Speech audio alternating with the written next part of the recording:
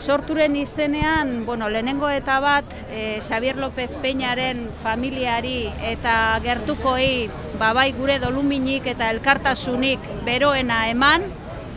Sekula gehiago ez da gertatu behar horrelako ankerkeririk, horrelako utzikeririk ez da ere, salatzekoa da familiak, ez bakarrik hildako pertsonak, baizik eta familiak jaso duen tratu txarra, informazio falta eta utzikeria erabatekoa, eta beraz, beraientzako gure elkartasunik beroena.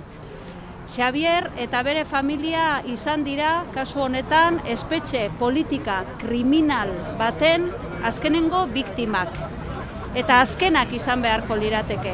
Erruleta errusiar batekin jolasten ari dira, estatu espainola eta kasu honetan bezala estatu frantsesa ere, eta erruleta errusiar horrek, gainera, azkenengo hilebetean, 2 heriotza, 2 hildako preso jarri ditu mahai gainean. Sortutik esateko daukaguna da nahikoa dela eta eskari zuzen eta zorrotza egin nahi diegu bi estatuei utz dezatela alde batera presoen erabilpena bake prozesua blokeatzeko arma gisa.